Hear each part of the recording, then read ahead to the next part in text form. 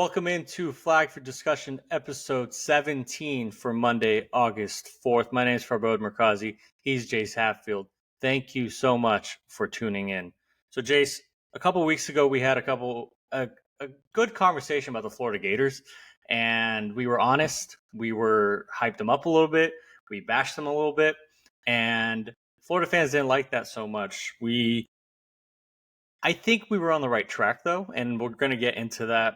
We're also going to talk a lot about Nico Iamaleava and his transfer to UCLA. Obviously, that was one of the first conversations that launched our podcast. And we're going to go back to our roots a little bit today. And our big conversation today is about the Oregon Ducks. So Oregon, as loud and boisterous a brand and program as they are normally, I would say, and I think the national media and Dan Lanning's even recognized it, has been a little under the radar this offseason.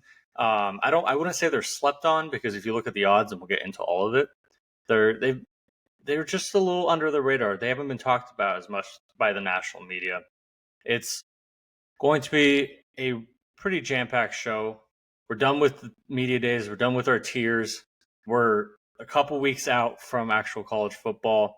Before we get into anything, make sure you hit us up. YouTube, Flag for Discussion. Twitter at F4Discussion, TikTok at Flag, the number 4, and Discussion. We're getting more and more active. Say it every week on all the platforms, and it's been a ton of fun. Jace, I'm going to say one thing to you, and I'm going to let you react how you want. College football is happening this month. Unbelievable, man. 2 more podcast episodes after this, and then the third one, we're going to be recapping games that were played. It's going to be awesome. That's ridiculous. For a little behind baseball, I don't know, whatever that term is. Jason and I, right before we hit record, we realized that we are literally going to be recapping games in like three episodes. Next week, we are going to have our biggest show yet. A little housekeeping, obviously.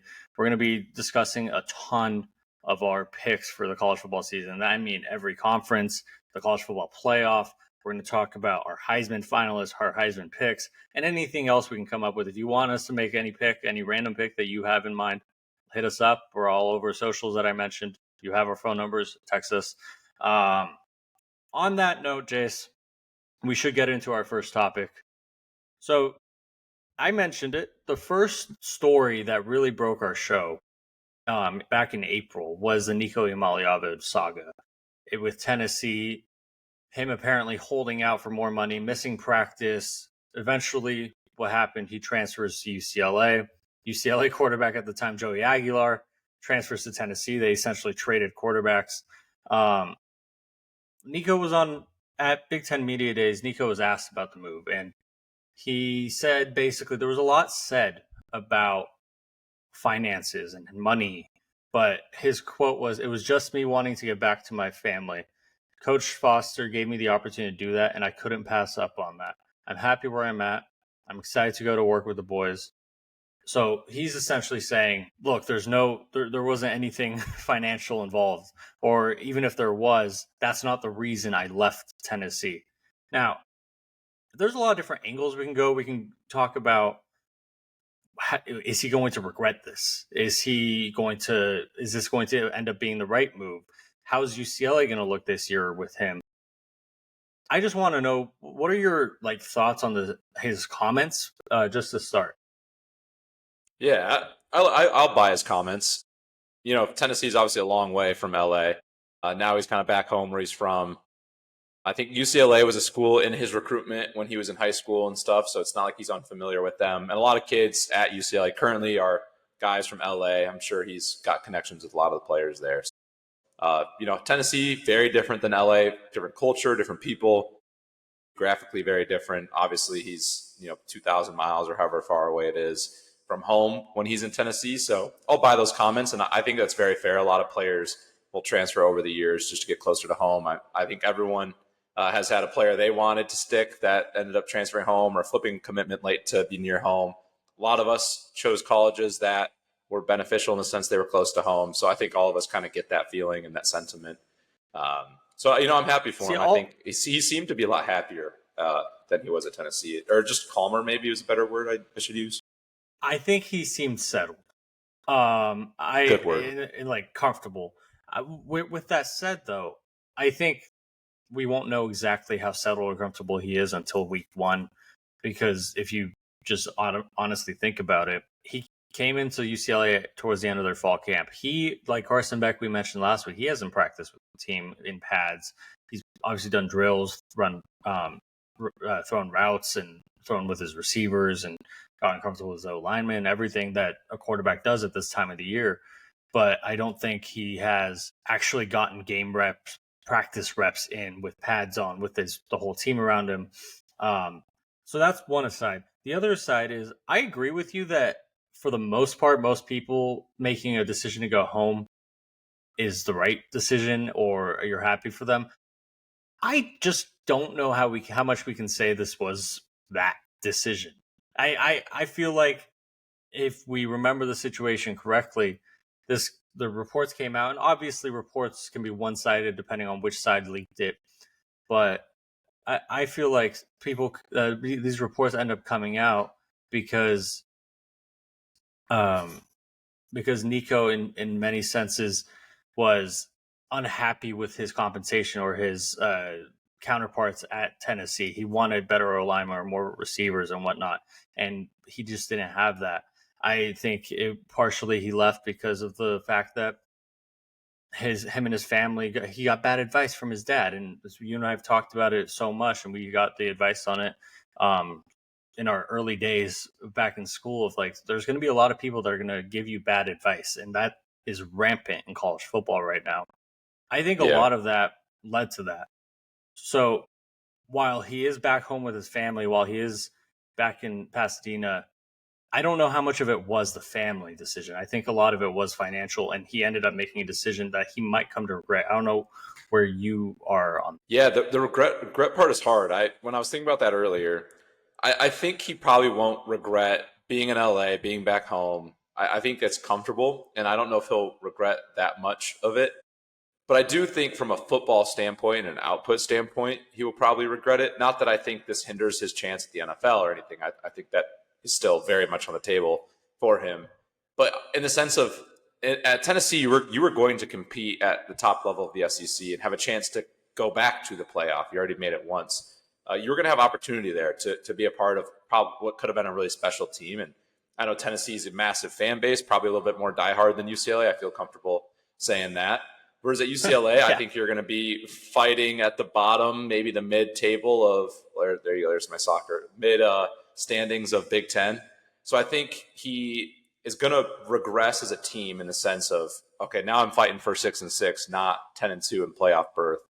So in that sense, I think he'll regret it. I think if he sees Tennessee in a playoff game again and he's 5-7, back home on the couch, he might have some thoughts. But you're right. He seemed more settled, and I think there's probably going to be a part of him where he will regret it, and a part of him that's like, I might have made a better decision for myself. The NIL part is also, you bring up an interesting point. He's getting paid more than he was at Tennessee, and I think he's probably going to be pretty happy with that. But as we know, and we've heard many times, and a lot of people know, money isn't everything. And at the end of the day, that extra couple $100,000 in your pocket might not mean much. Like I said, if you're on the couch watching bowl games and the team you came from is competing at the highest level. So time will tell, but I do think he'll regret the on-field success that he's not. I see. That's where I'm coming from. I don't know if regret's the right word or not, but my question in general is, when we're discussing Nico in this light, and you say like, money is great, but money isn't everything. I'm never going to be in a position in my life, hopefully one day, maybe, but I'm never going to be in a position in my life where someone is offering me like 700 grand, 800 grand, But so I can't say necessarily that I know exactly what this kid went through or the decision he had to make. But I think even if you're making 100 grand more, 200 grand more, whatever it is, to go to UCLA instead of sticking out with the team that is not only a better team on paper, as far as we know right now, Josh Heupel is a better head coach than DeShaun Foster. Maybe that'll change in a few years.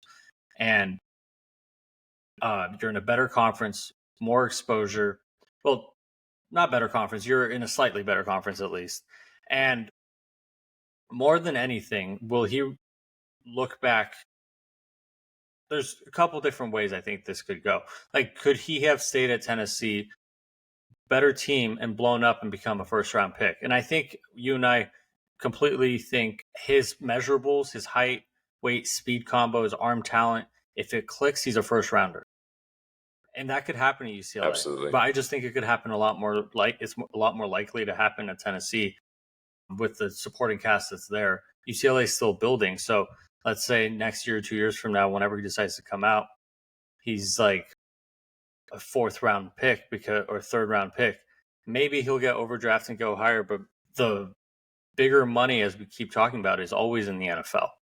It's all like, no matter how much you're making NIL wise, you're always going to make more in the NFL if you work hard, train right, and you're around the right people. Yeah, and I think that's the payday a lot of college kids forget about, and especially in the NIL era now. They forget that the payday isn't that first contract or second contract out of the portal you're signing with the NCAA. The big payday is that second contract in the NFL. That's when you get the life-changing, true $1 million is life-changing at any level, but that's when you get the true like $100 million contract, especially as a quarterback that was the number 2 prospect in the country, or number 1 even maybe. I think he was 1 or 2 either way. So I think if you were him, that probably my mindset, if I'm that good out of high school, is I'm focused on that second paycheck in the NFL, not that second paycheck in college. To each their own, though. He obviously has more insight than I do in that conversation. I don't want to take this as like me bashing Nico. I think obviously, like, he's entitled to make that decision. If he's truly happy with where he is at UCLA, great for him. I'm glad he's in a place that not only supports him, but also he's making more money. He's also in a place that we don't know exactly what the offense that Tino Sunseri from Indiana is going to bring to UCLA, but Josh Heupel did run a complicated scheme. And some guys, when they get it, it clicks and they go off with it. And it can be really, really beautiful. Some guys, it might just be too much, too confusing to figure out, especially at a younger quarterback age. Maybe he's in a situation where even if he has lesser supporting cast, he's going to really be able to take advantage of it and show even more of that talent that we know is there in him. So obviously we're hoping for the best. I just don't know how much I buy the move itself was just strictly to be closer to home, especially in 2025 especially when you're making NIL money, family can be at your doorstep in a second. I want to ask you real quick before we move on. Nico obviously does make a change in how we view UCLA this year. Maybe not a massive change because they're still rebuilding. DeShaun Foster still has work to do. But where is UCLA in your mind for 2025? Yeah, pre-Nico, they were low floor, low ceiling for me. I think post-Nico or with Nico, they're low floor, but moderately high ceiling. The biggest concern I have for them is their schedule. Betting odds, DraftKings has them at 5.5 over/under win total for this season. They open the year off with Utah. That's going to be a really tough game for him to come in there and play first time with UCLA. New running back there from Cal, Javian Thomas, and then they have a promising wide receiver room, but not a wide receiver room that has like produced any sort of 50, 60, 70 reception guys or 500, 600 yard guys or guys a lot of touchdowns. It's going to be new faces in the portal. Then I believe like Gilmer, the sophomore this year, looked promising as a freshman, but that was kind of on poor UCLA offense. Like I said, they start with Utah, so that'll be a very interesting start to the season.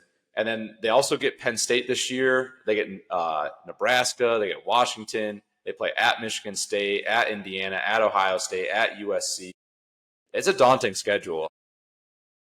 I think that 5.5 is a great line. I'll give them the over. I think there's 6 wins in here. I'll give them UNLV, New Mexico. I think they win one of at Michigan State, at Indiana. And then I think they'll get Northwestern, Maryland.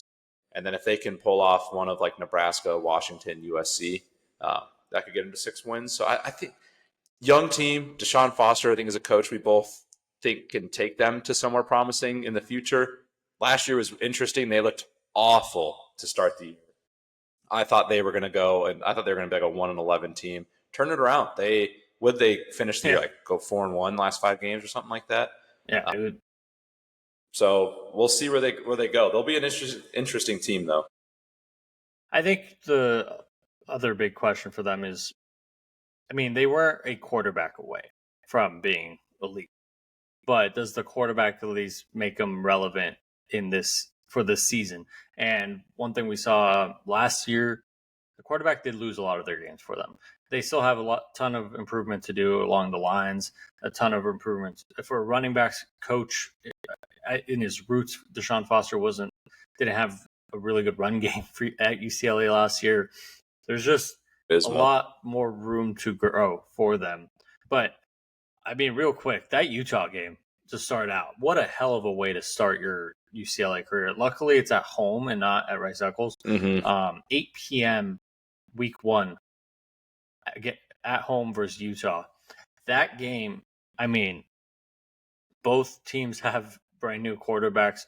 Both teams have a lot of excitement and also angst to need to improve from the year prior. And we have a classic Pac-12 matchup on our hands. And I mean, I know it's probably going to be harder for you out in Chicago where you are, but you and I both are going to be up watching that game. Absolutely. But yeah, I think what you said is perfect. Is that 5.5 line is exactly right. If they win the games they should, plus a couple games that might be a little surprise wins, they should hit the over. They're lucky that they get Penn State, Nebraska, Washington at home. I don't think that's going to change much against Penn State necessarily, but at the same time, making Penn State fly cross country to your home, especially if Nico maybe is looking a little bit well, and it might think crazier things happen. It's college football, you know. That and in general, I mean, no one's picking them to win the Big Ten. No one's competing them to compete for the Big Ten, but hopefully with Nico placed in there and the improvements from year 1 to year 2, UCLA does show some growth and keep growing from there. Jace, time also, for real quick. Oh, go ahead. One last point. I just found one I was thinking of. That Utah UCLA game, elite jersey matchup. You're gonna get the home baby blues from UCLA, the road Utah white, red with black accents. Great jersey matchup for that. I really hope they have some sort of homage to the old Pac-12. I mean, I don't know if they can do it because the Pac-12 is still technically exists, but like if they have some sort of thing for the old Pac-12 because it's a traditional OG Pac-12 matchup. All right. Our favorite conversation that we haven't had in ever, especially on this podcast. We've talked about Oregon. We haven't talked about them on their own like this. So the reason I brought this up, last week at Big Ten Media Days, a reporter, I forget her name, she was interviewing Dan Lanning and asked him, like, it feels like you guys are a little bit under the radar. Like, not a lot of people are talking about you or hyping you up as much as they did the last couple of years. And if you remember, 2 years ago, Oregon was starting a Times Square billboard campaign for Bo Nix's Heisman campaign. Last year, everybody was talking about Dylan Gabriel, his minivan, and the Oregon Ducks heading into their first year of Big Ten football.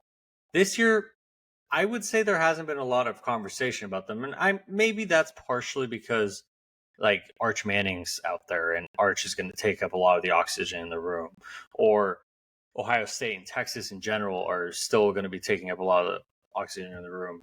People are excited about Bryce Underwood at Michigan.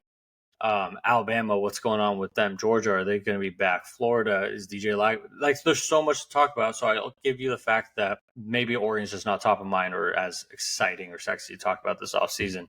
But for a brand that hasn't had a lot of off seasons or years where they aren't part of the media's spectacle, it does feel for me they're not being slept on, because slept on would mean that they're expected to do poorly.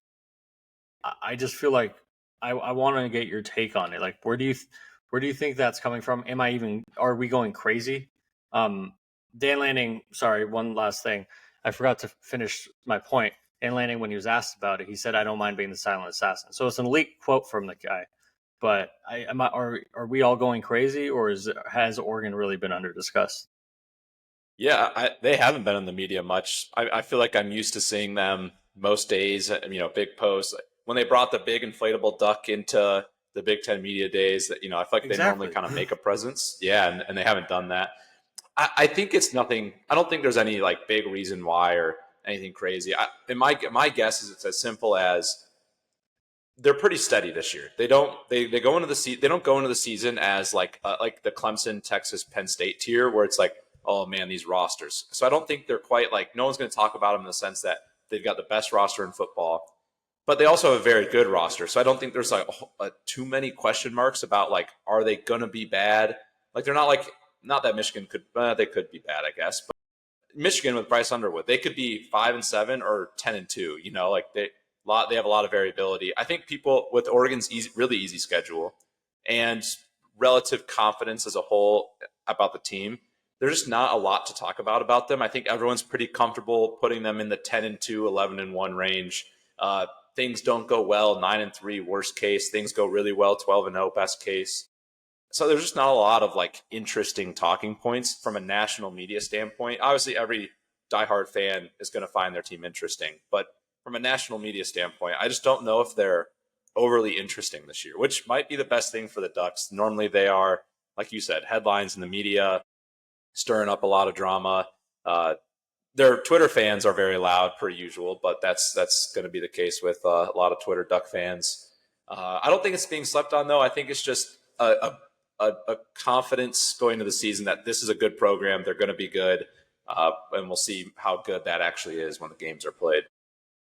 I guess I'm just like surprised I completely agree with everything you said. I'm just surprised because you would think that a program that is normally talked about the way or the rate that Oregon is, or the amount that they put themselves in the news, they have a quarterback competition this year, and that's not really being discussed. No one's really talking about Dante Moore or Austin Novosad, Luke Moga, whoever is going to start for them.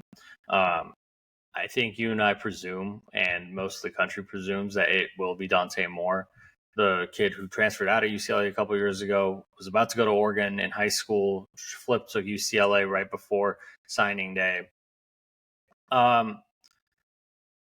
The main question, I guess, let's break down Oregon, the team itself. I think Oregon's in a place where if Dante Moore clicks, Oregon's in a 12-0 territory range.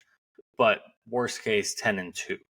Like you said, the schedule is much harder, and actually, it's going to be so hard to go undefeated again. I know they did it last year in college football.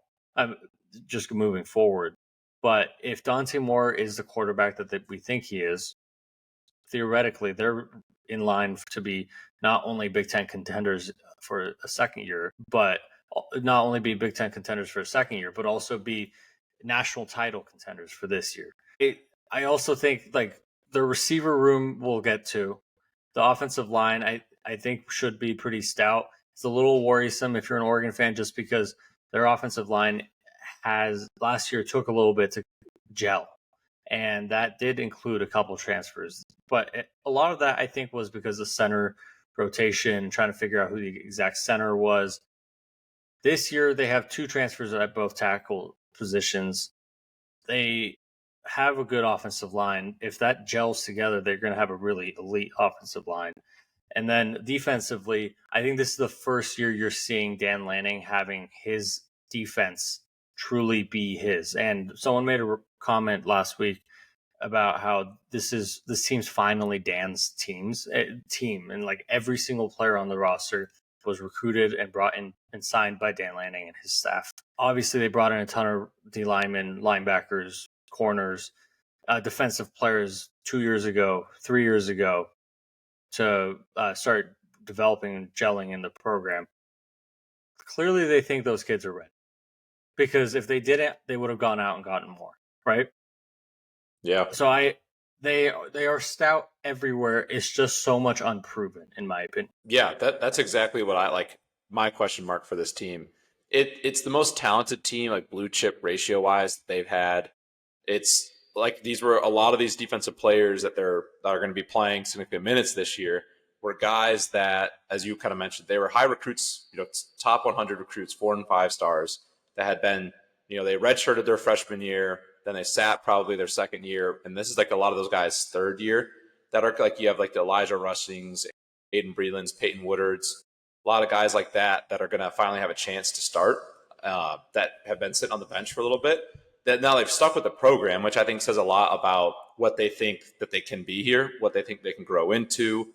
Clearly, they must like something about the scheme and their future playing time and what that's going to be for them, college career and NFL career wise, which is a good sign. So if these guys click and they live up to the hype that they got as high school students, and Dan Lanning truly has a good eye for talent, and he is able to build them up and develop them and turn them into what he wants as a defense.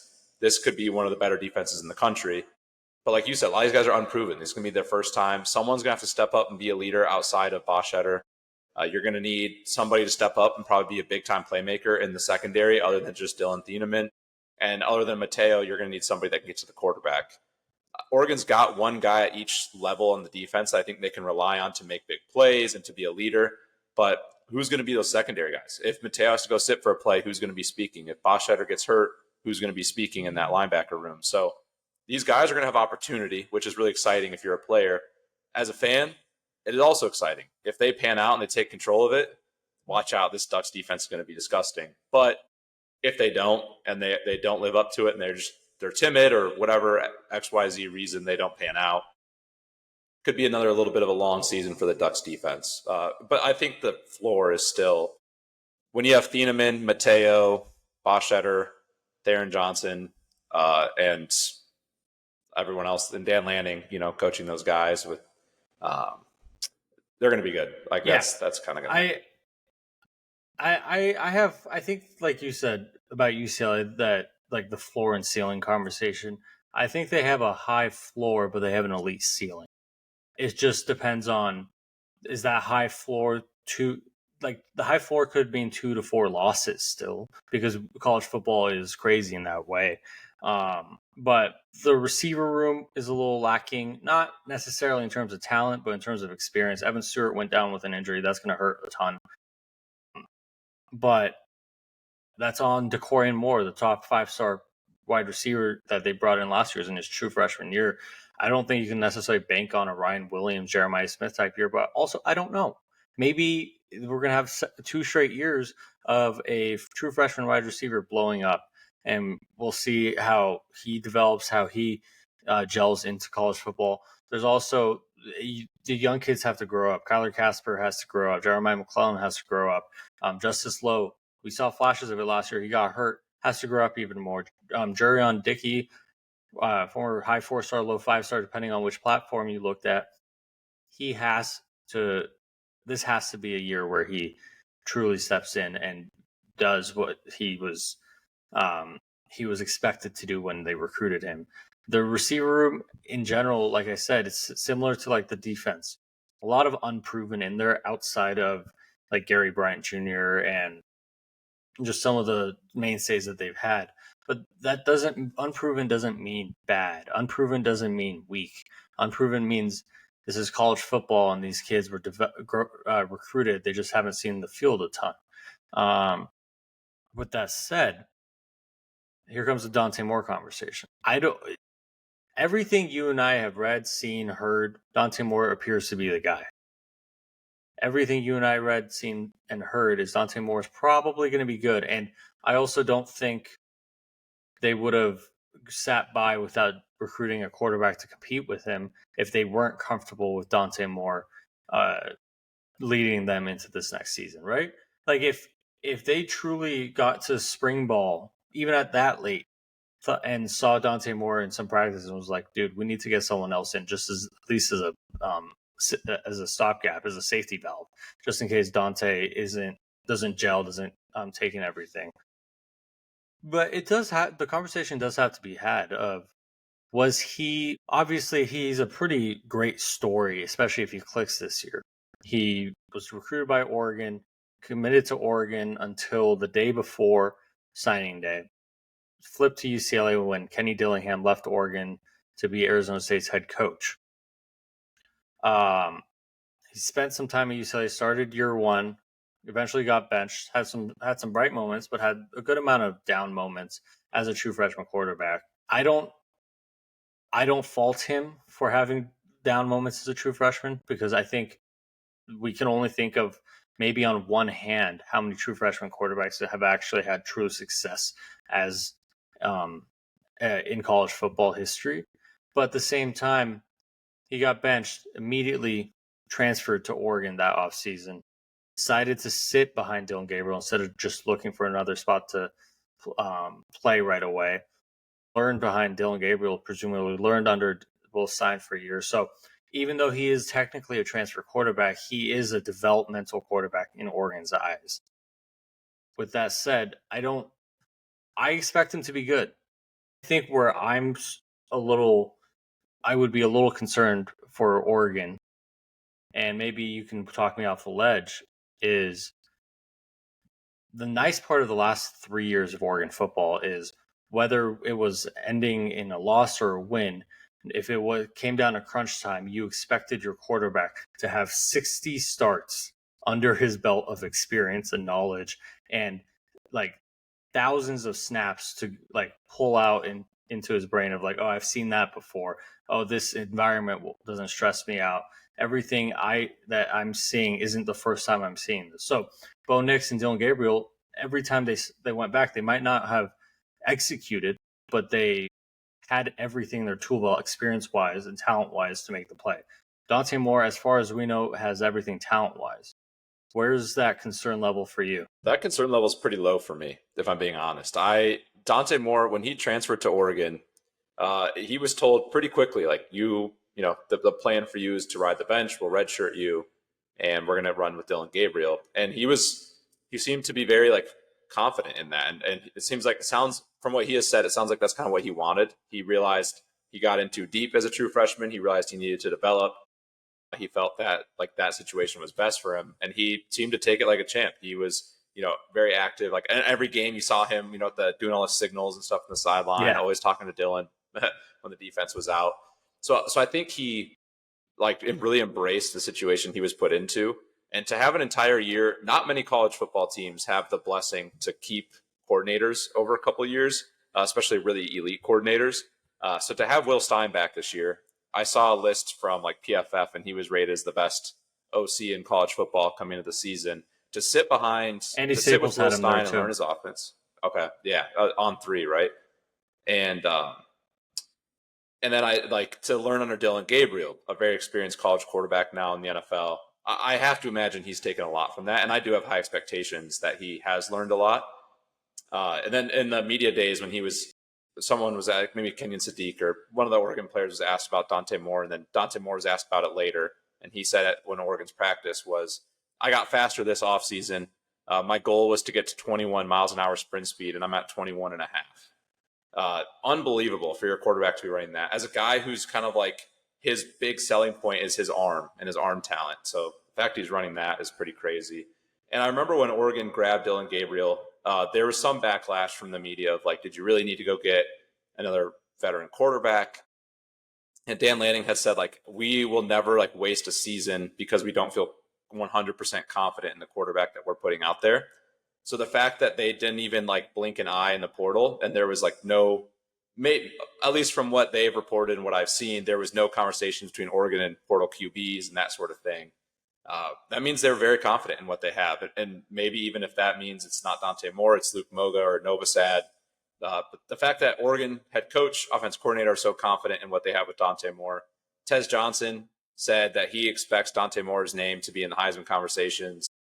He's gotten a lot of hype from his players and his teammates, as I would hope any team would do for their quarterback. But I have high expectations for him. I really do. I think he is going to have a big year. I'm expecting a big year from him, and I would be disappointed if he wasn't one of the better QBs in the Big Ten. Right there with you. I hope everyone at home who's listening doesn't think I'm just bashing this kid either. I just have to set it up because that's the conversation that's being had. I do think though, like going back to what you were saying about Tez Johnson, I actually pulled up the tweet, the quote as you were talking. He was asked about it during the Rose Bowl media day, and he said Dante Moore will be a Heisman finalist next year. 100%. It's something you haven't seen yet. That boy can throw a ball like no other. I've never seen nothing like it. Obviously, he's a teammate of him. He's Oregon homer. Tez has been an Oregon fan even long before he was ever a player. But his brother is Bo Nix, and he also played with Dylan Gabriel. So it's clearly something is there with Dante.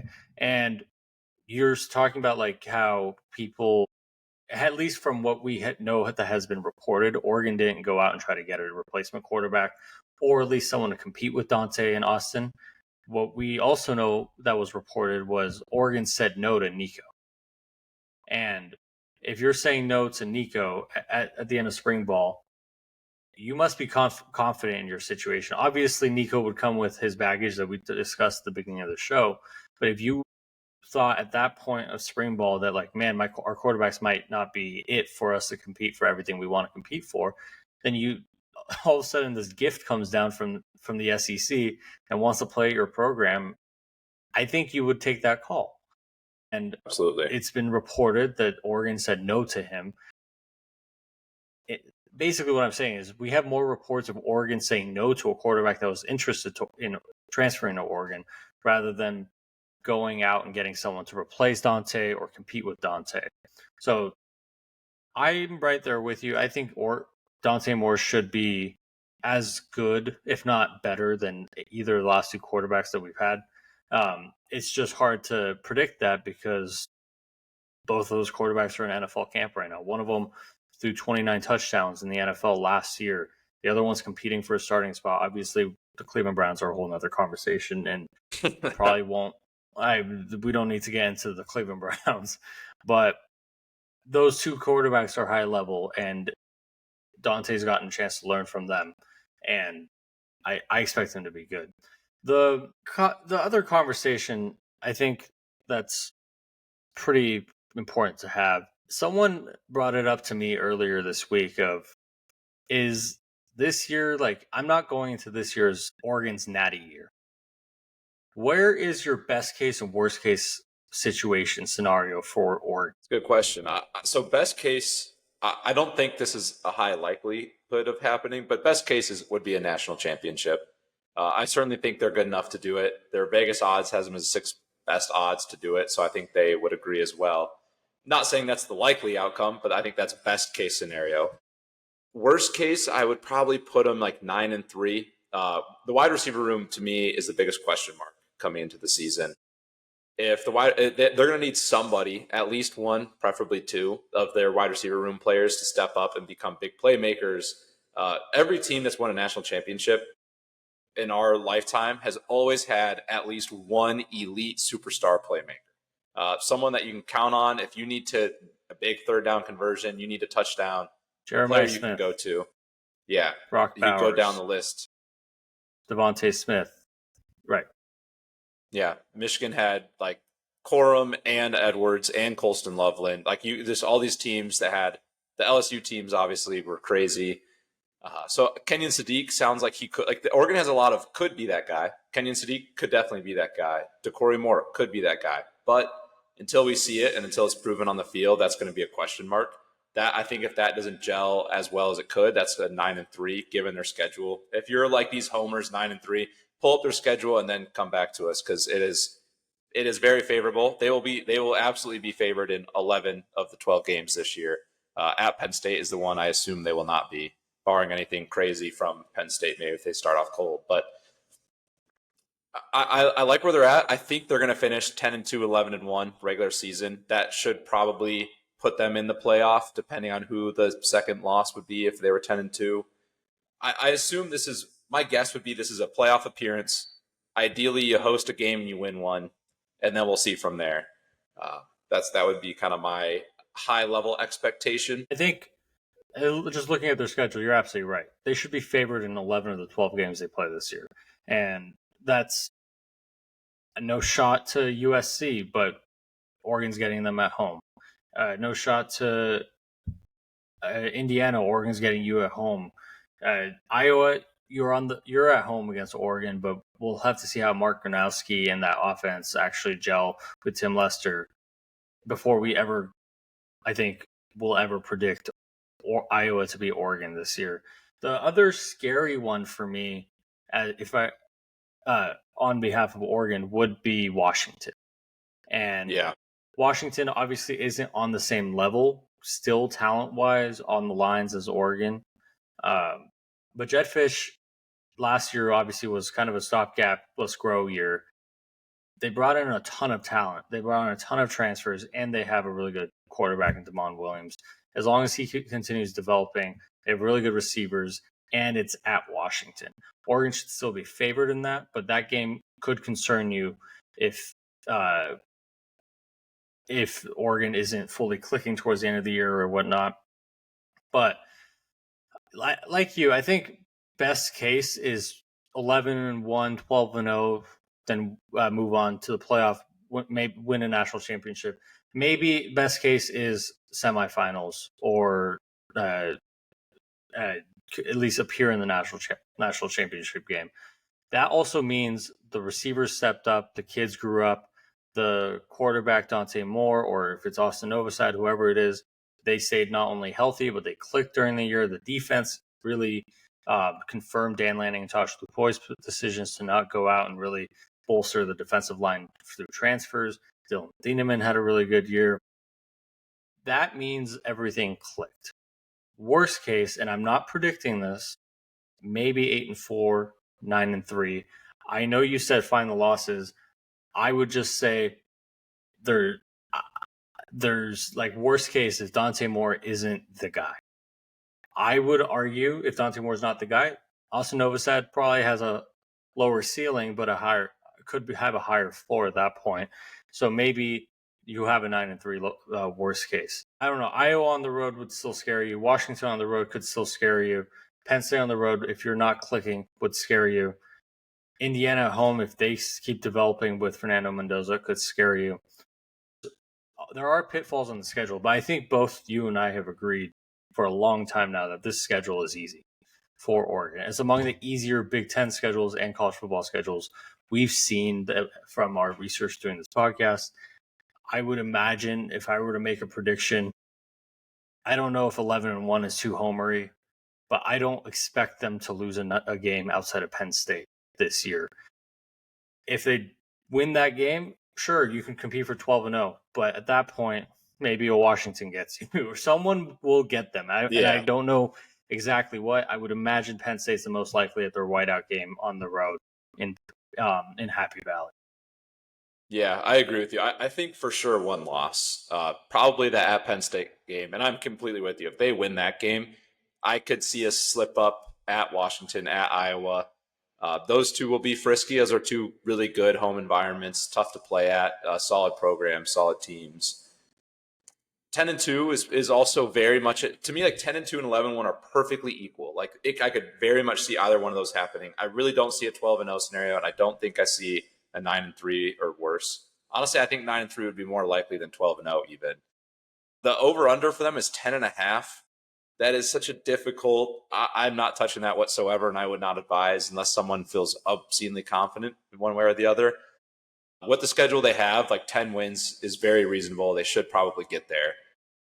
11 wins is doable, especially if you beat Penn State, then it's looking very favorable. But 10.5 is such a difficult line to touch. I mean, you have to sweat that for a full season, and all it takes, is one, you're playing at Iowa, quarterback goes down, key player on defense goes down or something like that, middle of the game, you get it's cold, you don't play super well, and you lose one of those. And as a bettor, those always make you so mad. How you lose that game?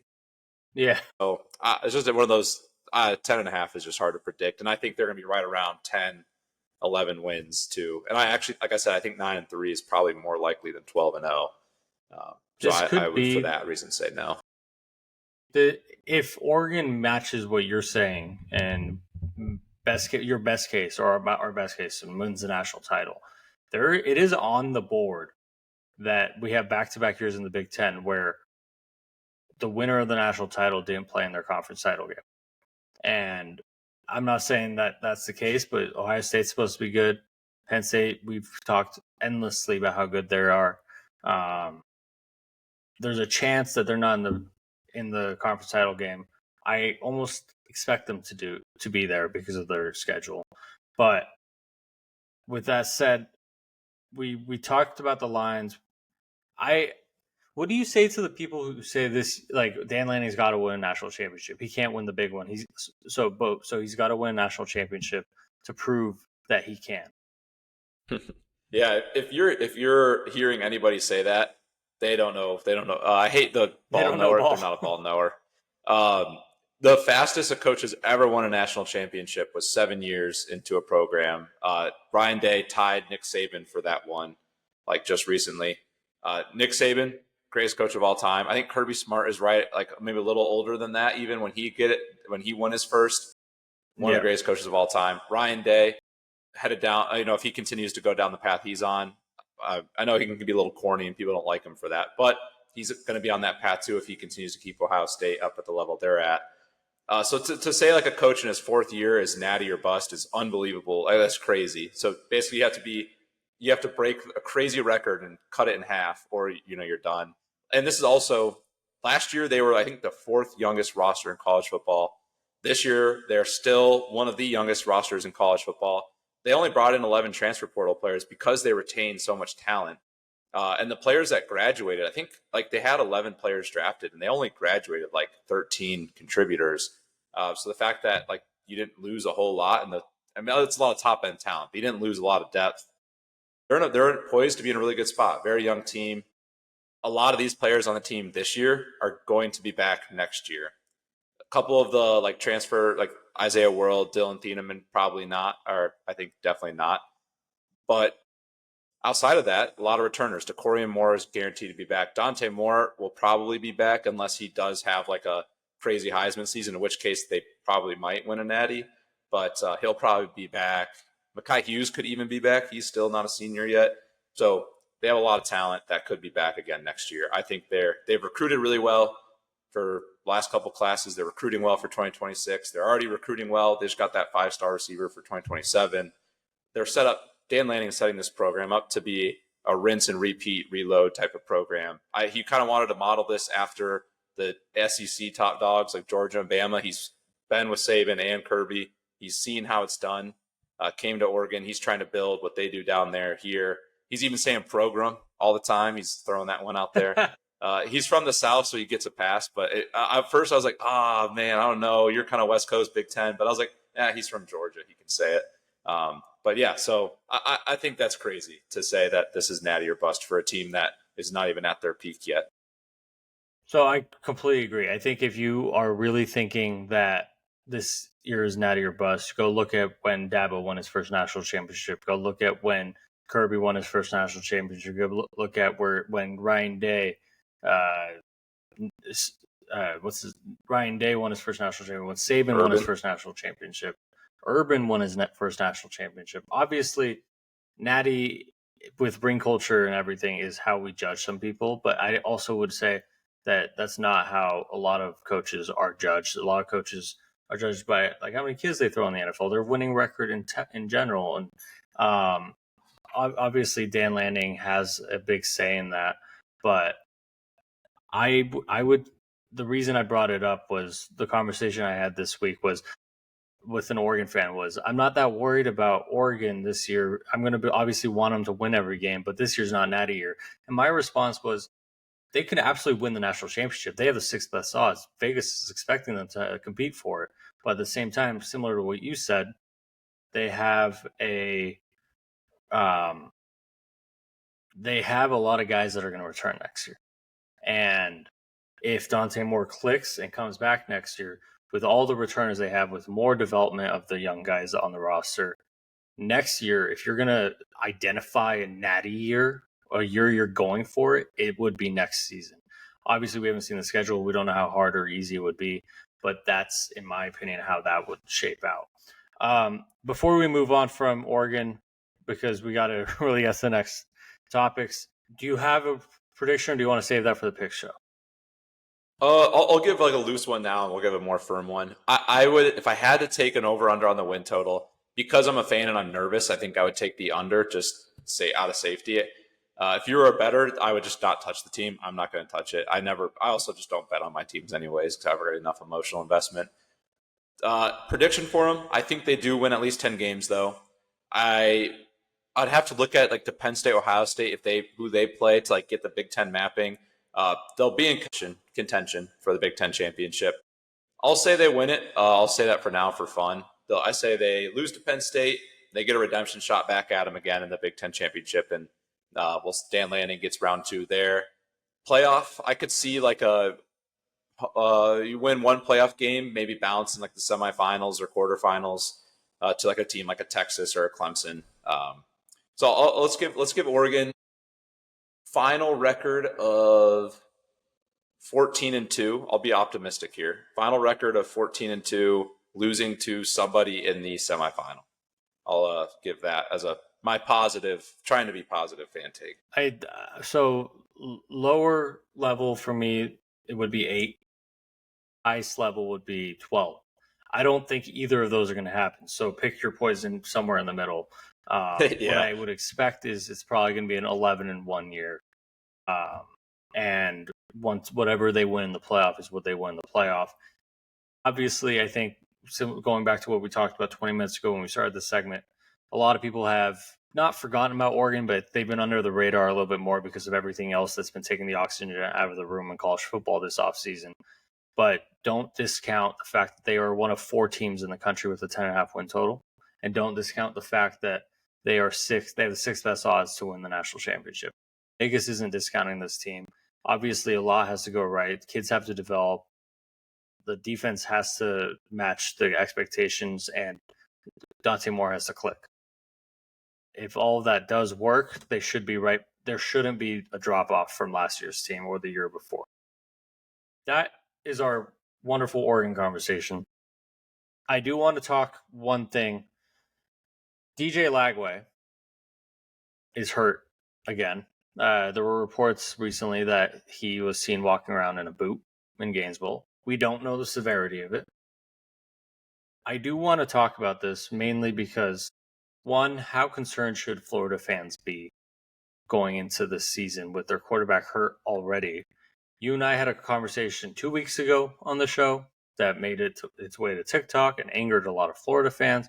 We responded to Florida fans last week on this show, and you made a great point of like his injury history as a whole. Some Florida fans got pissed off about that because they were like, you can't just predict injuries.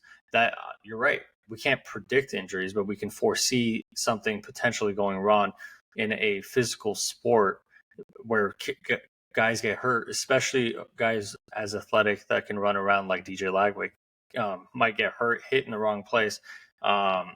We can foresee something potentially happening. While we can't predict it, we can expect something might not feel great week 4.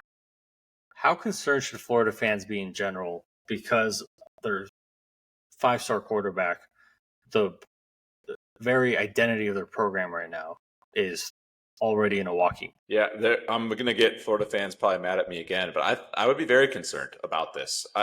Again, the take isn't that the Gators aren't a good team. They have a very good defense, and they return almost every single starter. It might be every starter. They are going to have an incredibly good O-line. Their wide receiver room has a lot of potential. Similar to Oregon's, I think a lot of guys might need to fill in that role, but a lot of potential. Their running back room should be very solid again. But again, you play arguably the toughest schedule in the country. You have an absolute gauntlet. And the hope for Florida, in my opinion, coming to the season was that DJ Lagway is the truth because he absolutely has that ceiling. He makes it work. He connects with the receivers. The O-line's as good as we think it will be. The defense is as good as we think it will be. And they click, and then they start. And if you get momentum with that schedule and you start running it, that's kind of how you start putting the nation on watch and become a really scary team. A lot of that hinged on DJ Lagway being healthy and progressing. It's hard to progress when you're on the bench in a boot. And if DJ Lagway is sitting there and not playing games, that's going to be a really difficult to schedule to win with a backup quarterback. I feel bad. I'm blanking on his name. I was looking at it earlier. He's a transfer. He has a little bit of history. He's a grad transfer, so he's going to be a little bit older. He's played football. He's experienced. I don't think that he's a bad quarterback, and I don't think that he can't win a football game for you. But is he going to beat Georgia? Is he going to beat LSU? Is he going to beat Miami? I don't know about that. The rest of the roster might have to carry them to win some of those games. But, I mean, the fact that assuming DJ Lagway was healthy, Vegas had you at 6.5, that's going to have to drop to 5.5 at least if he's not healthy week one. Like we talked about, they start the year off with LIU. Okay, you can get Long Island out of the way. You can beat them. I know Florida fans were like, we're killing USF. What are you talking about? I'm going to stand with, I still think you win that game, but that's not a team you just want to overlook and chalk up as a win and get out of there. That's a team that's going to want to beat you. You're in state. That's not a team you want to play with a backup quarterback. And then that's when you get into your gauntlet. So you want DJ Lagway. You don't want DJ Lagway's game one to be Miami or LSU. You want it to be Long Island or at least USF. I would be very nervous. I think this sets them up really poorly with the schedule that they have. I hope the best for the kid. You hate to see this in someone as talented and has as much potential as he does. But unfortunately, it's the reality of he's had a lot of issues in high school with health. He's had it in college already, and it looks like it's kind of lingering all offseason. He did not get shoulder surgery this offseason. He's in a boot, which is kind of scary because the shoulder was my concern for him. I know he had leg issues back in high school. I'm rambling now, but it's a scary situation when you have the schedule you have. If you had Oregon's schedule, I would be like, yeah, you're fine. Rest him until week 8. You're going to be 7-1 by then. You're chilling. Florida's that good. But it's not. You don't get to play, the cupcakes of the Big Ten. You got to play the big dogs of the SEC. Very different, obviously. So I would be concerned if I was a Gator fan. This is where that everyone's comments on our post a couple of weeks ago just don't make sense to me. We were arguing the same thing that they were. It's just they had the glasses half on, like the glass half full perspective of, oh, he's not going to get hurt. He's about to blow up if he clicks. You and I kept talking about if DJ clicks, yeah, they could be elite. Like they could win a lot of games. But I'm looking at Yahoo.com. Yahoo Sports posted a strength of schedule ranking for all 136 FBS programs. Florida has number 1. They have the hardest strength of schedule. I guarantee you, Florida fans, if you go look at any other website, they will have the number 1 schedule as well. I mean, number 1 strength of schedule as well. So when we were talking a couple weeks ago about them being a good team, but it all hinges on not only DJ Lagway's development, but also ability and ability to be available. That's exactly what's going on here. And look, like I said, we don't know the severity of this. He could be back next week, which at that point, I hope it's great. I hope he has a injury-free season. But that's where like your concern for this program and comes in of he seems to be getting nicked up a little bit. And a couple of arguments we got on TikTok were, well, yeah, his stats struggled last year because not only was he a true freshman, but he was playing on one leg. But like, that's the point. He was hurt as a true freshman. He was hurt in high school. He's hurt in before fall camp for his sophomore year. Yeah, he could be playing Georgia, LSU, Tennessee, Ole Miss. They're not going to take him. Like they're not going to hit him softly. Like when every week is a gauntlet, that is a grind on your body. When you're playing bad teams, you just don't get hit as much as a quarterback, and you can sit a fourth quarter, or you can just not that you're taking plays off. DJ Lagway against Georgia is going to have a 3rd and 1 where he's going to have to lower his shoulder and try to run through a 340-pound D tackle for a first down. He's not doing that against Long Island. Like when you're playing those gauntlet schedules, it's hard to stay healthy, especially if you're a guy injury prone. And that was part of it going into it. And it just makes me nervous that he's already injured now. He hasn't even played a game yet in this season, which is. And look, I hope the best for the kid. And I hope next week, I hope by the time this podcast comes out, he's out of the boot and he's healthy and he is all good for the rest of the season. But there was a conversation that was had about him, and Billy Napier is arguably on the hottest seat in the country this year. Last year, he was pretty much fired week 3, week 4. This year, going into it, he saved his job towards the end of last season. This year, going into it, he's back on the hottest seat, and if he does his job well, he'll be back here next year, probably on the hot seat again. I know he's just one of those guys that, like, unless he probably wins the SEC or really breaks Florida into a regular competitive team, he's probably just going to be on the hot seat regularly until Florida fans can think they can trust him. With that said, there was a conversation that was had, and I want to have it with you. Let's say DJ does miss time. God forbid. Let's say he does miss time. He misses 4 games, 5 games. What does Florida's administration do with the 7-5 Billy Napier led Florida team, where his starting 5-star quarterback missed 5 games? Because 7-5 isn't the standard and the growth that they want. But at that point, like, there is an out there for Billy. It's tough. That's a hard spot because obviously the next question would obviously be, well, how did they look in the games he played? And that would probably be the determining factor. But obviously it's not played. That's like the cop-out card, right? To give an answer, if they would go 7-5 without DJ, I would keep him. That would be hitting their Vegas over. Like, I kind of take the Vegas lines as like most objectively prediction for a team, just because they're in it literally to make the best possible line, and they are the best at doing it. That's why we all usually lose money and they are super wealthy. So if they hit the over without DJ for a lot of the season, I think that would be means to keep Billy around, assuming that they looked pretty good when DJ was healthy as well. But if they go like 5, if they do not make a bowl game, regardless of DJ playing or not, I do think he would be out. I think 5 wins or less with DJ obviously gone. Without DJ, I still think that might be enough for him to either be gone right then or be back in the spot of, hey, we'll give you 1 more year, but you're, again, really on the hot seat.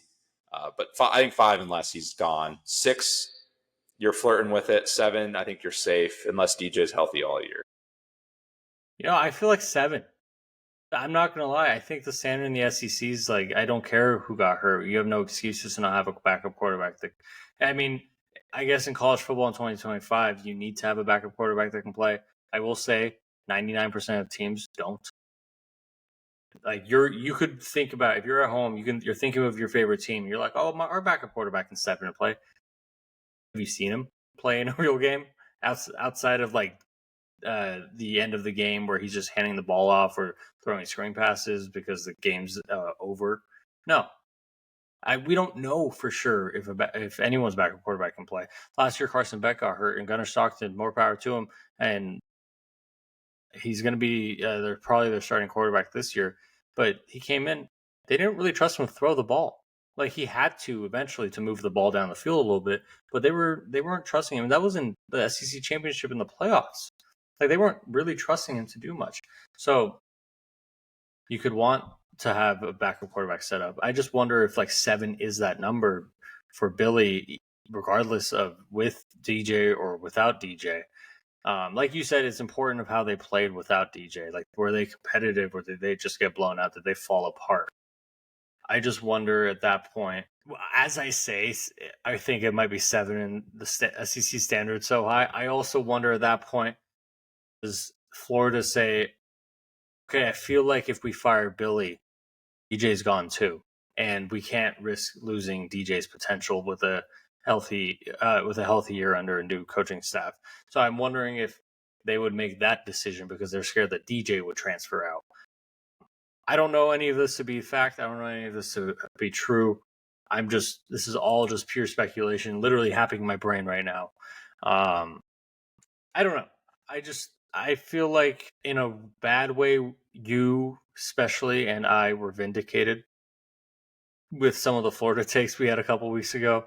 I do think, though, like, in a very nice way, Florida can still be really good, but this is all of the concerns that we've been talking about.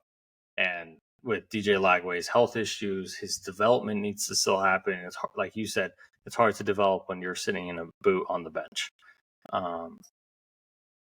With that said, I do, before we close it out, unless you got anything else to say about Florida. No, I think we're good on Florida there. I do have a question for you. Who's Florida's wide receiver 1? Oh, gosh.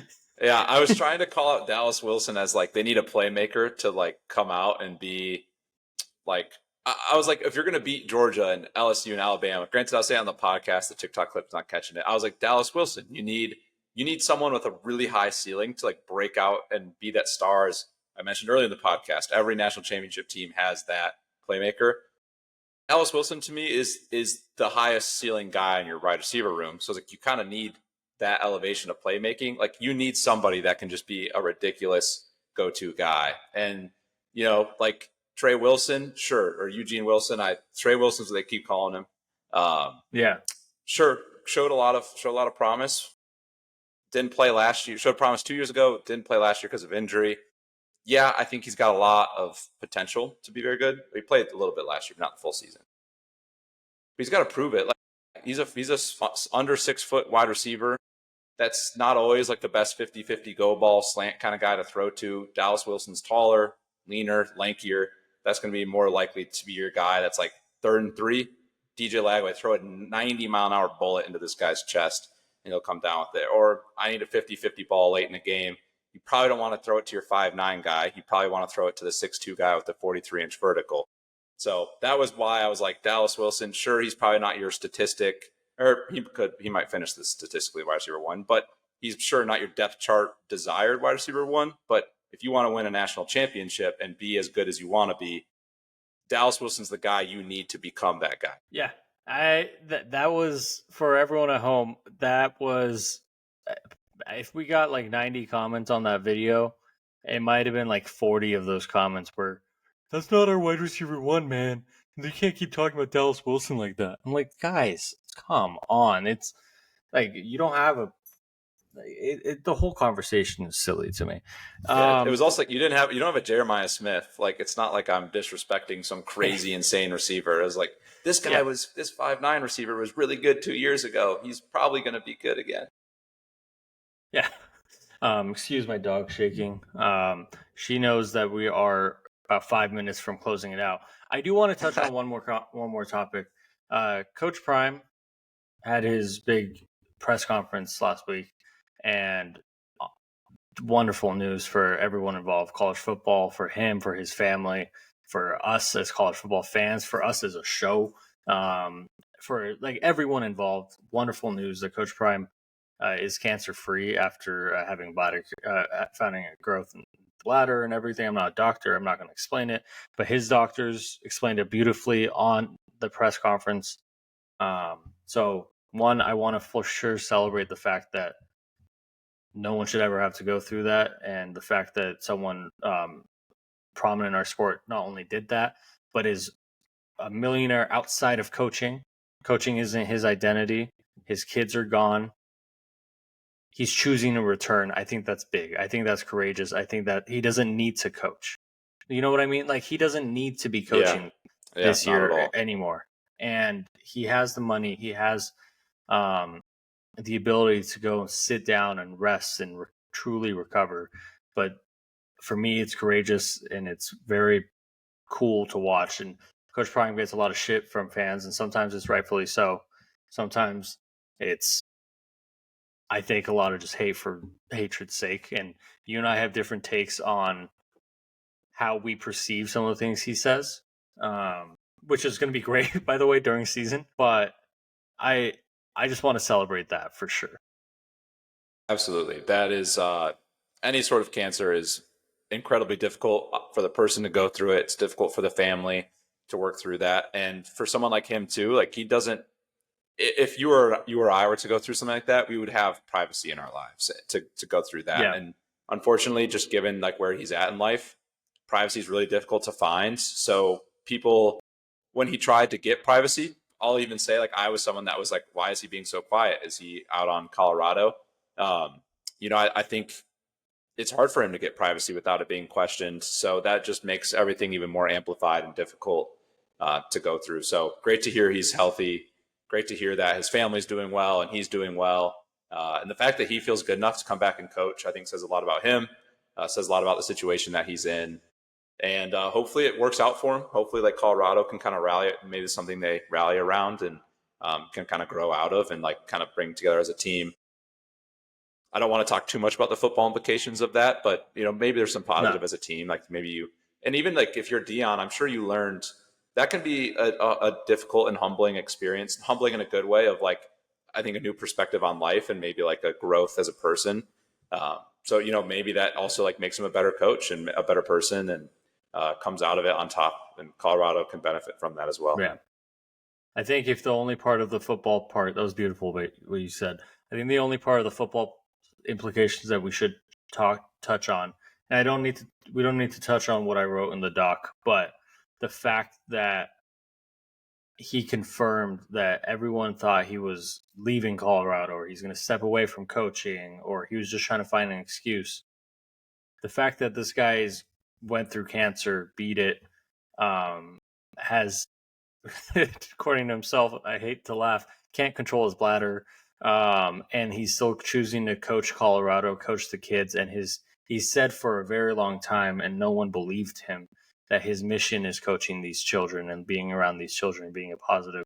I say children, you know what I mean, 18 to 23-year-old college football players. He can say that. He's a grown man. Yeah. Like his purpose in life at this point is uplifting and raising these 18 to 23-year-old college football players who choose to go to Colorado. I think more than anything, it's proven to them, to recruits, to college football, that he's here for the long haul and he's going to be at Colorado and he's committed. I agree. I think this was kind of like a silencing of that. Obviously, time will tell about like how things pan out for Colorado and what ends up going on with him in coaching. But I think he like showed commitment for Colorado, especially. And this would have been the perfect opportunity if he wanted out to like.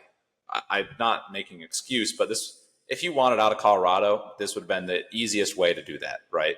Going through something and everyone would have understood. I'm done. Yeah, absolutely. So the fact that he didn't do that and he didn't take that opportunity to back out and that he pushed through and then is going to continue coaching after that, I think speaks a lot about what his dream is and his vision is. And I think validates a lot of what he had said about like his dream and what he sees for himself and his vision. Beautiful.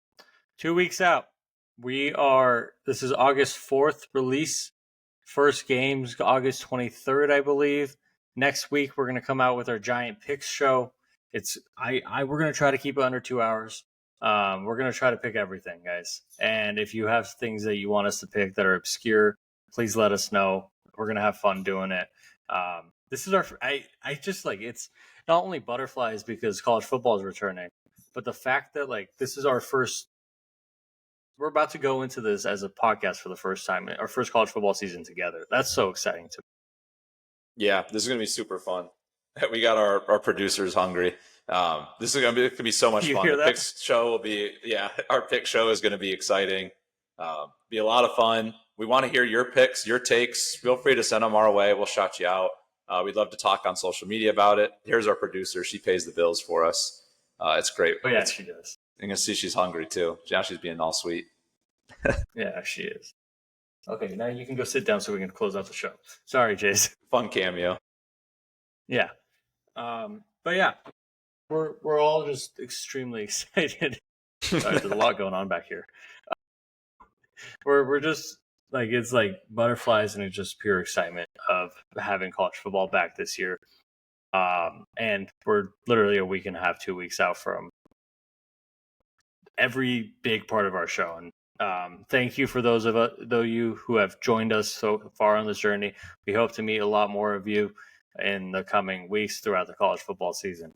That's all I got. Jace, you got anything else? No. Keep engaging with us on TikTok. We love it. Thank you for the love and support. It's been a lot of fun. Flagged the number 4 discussion on TikTok, flagged for discussion on YouTube, and F for discussion on Twitter.